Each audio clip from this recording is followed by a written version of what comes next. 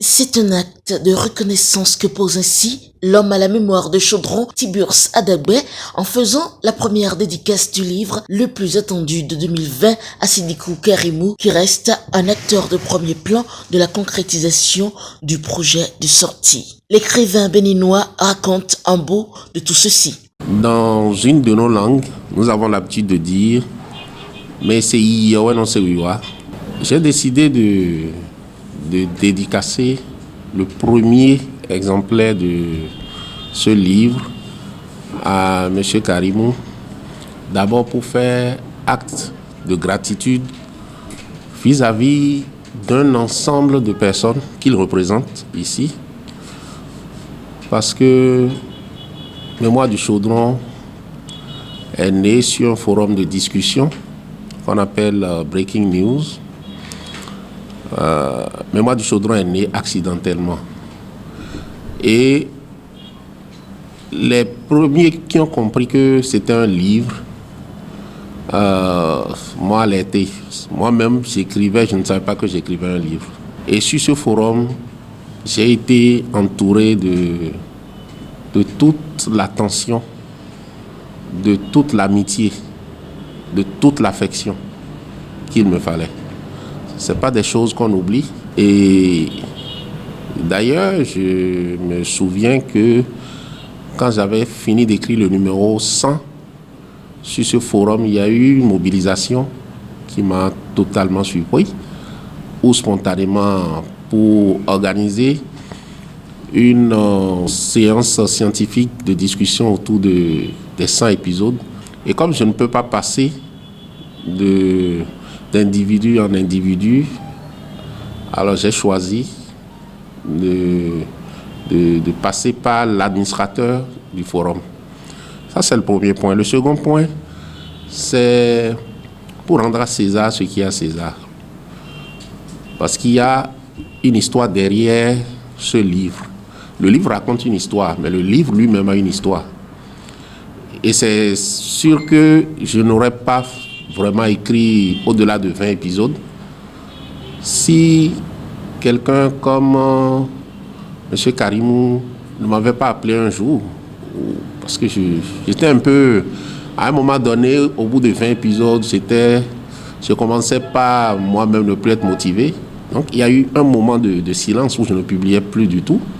En plus, je n'avais aucune idée de l'ampleur qu'avaient mes tests sur le public.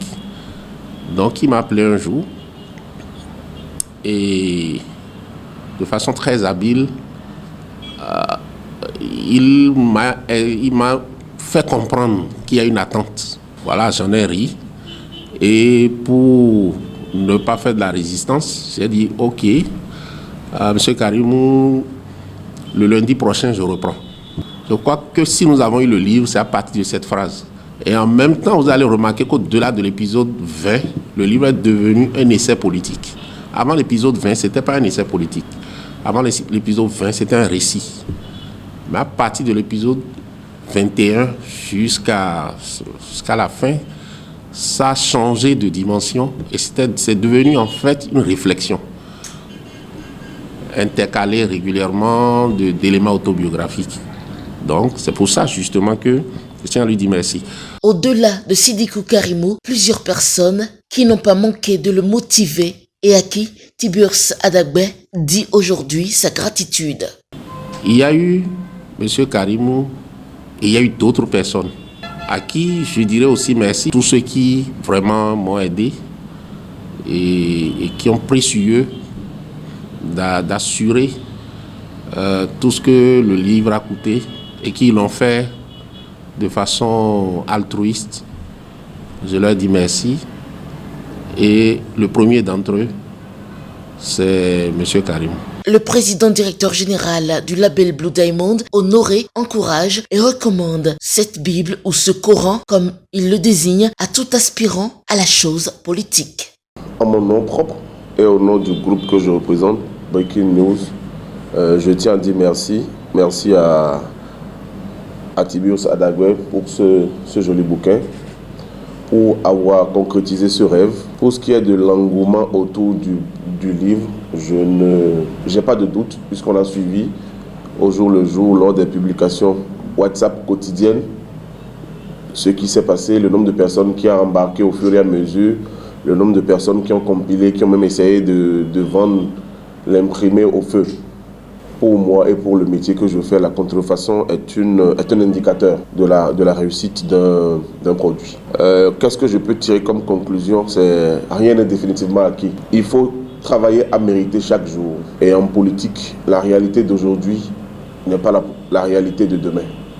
Donc à ceux et celles qui veulent s'aventurer dans la chose politique, je pense que c'est une Bible ou un Coran à avoir au chevet du lit, à lire et à relire et à pouvoir prévoir seulement certains coups, car les coups n'auront pas toujours les mêmes formes.